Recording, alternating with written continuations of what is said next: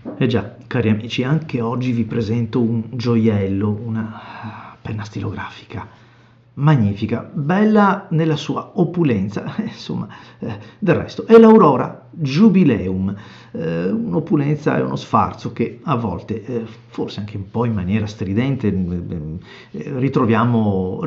così nel porporato. Allora, Aurora Jubileum, creata in onore del giubileo dell'anno 2000, quindi Aurora celebra l'inizio del nuovo millennio con uno strumento di scrittura realizzato in 2000 esemplari. Già, questa è una cosa che ricorre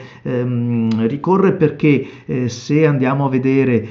per esempio l'edizione dedicata a Carlo Goldoni per la morte nel 1793, proprio 1793 furono gli esemplari realizzati. Benissimo, nella stessa sostanza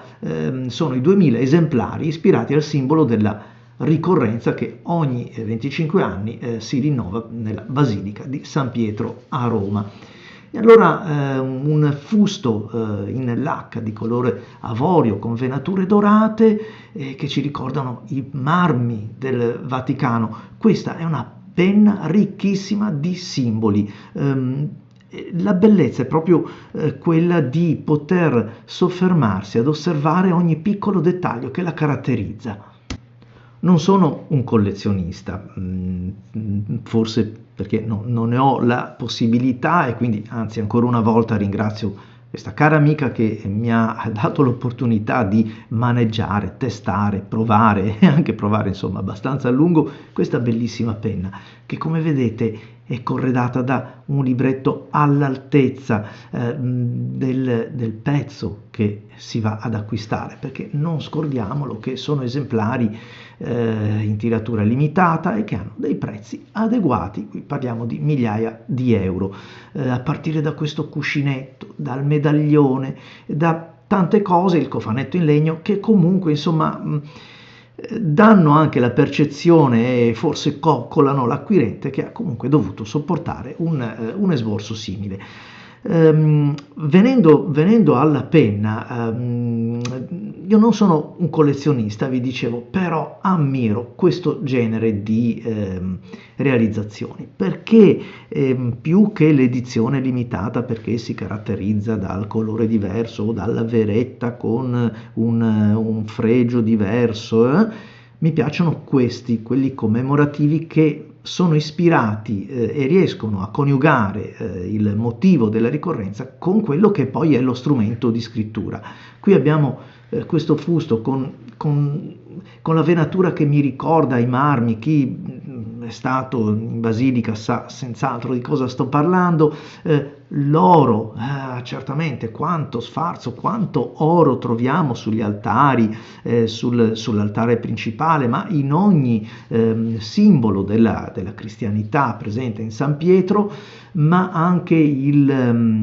eccolo qua per esempio sulla sommità del cappuccio, le chiavi della basilica, insomma è una penna bella da rimirare, da girare fra le mani e guardare e non vi racconto tutto, ma nel libretto ci sono davvero tante pagine che raccontano della simbologia, ogni punzonatura, ogni simbolo è espressamente creato e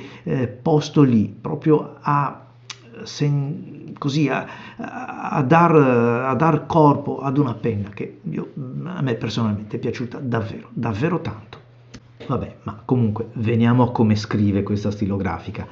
Scrive molto bene e comunque dai, nulla di nuovo sotto il sole perché è un'aurora, quindi un pennino, quelli diciamo della classe buona, la top class, 18 carati, la ricarica è quella stantuffo classica, sul fermaglio, non ve l'ho detto prima, c'è l'incisione della Basilica di San Pietro in Roma, insomma l'opulenza e lo sfarzo c'è in questa penna, una penna che anche per via di questo fusto così caratterizzato acquista un pochettino più di peso e a me non dispiace affatto perché trovo quasi che mi ispiri, che faccia venire voglia di scrivere. Tra l'altro il pennino, sapete che Aurora li fa artigianalmente. Sono tutti pennini di ottima qualità, sia quelli anche in acciaio, ma quelli a 14 carati, tanto più questi a 18. È anche vero che ogni tanto mi è capitato di trovare un pennino magari meno rifinito, meno riuscito, non che scrivesse male, assolutamente, parliamo di quella ciambella che invece che avere il buco rotondo perfetto ha una rotondità approssimativa. L'ho provato questo pennino con l'inchiostro della KWZ Red Flame, magnifico, un pennino di tratto medio che esprime realmente la gradazione media, una scorrevolezza che non è troppo scorrevole, per cui non mette quasi in difficoltà, perché non dimentichiamo che è coniugata ad un peso un pochettino maggiore. Sì, piacevole, viene voglia di scrivere. È anche diciamo significativo quello che possiamo leggere in questo libretto, dove Aurora scrive che la semplice celebrazione di una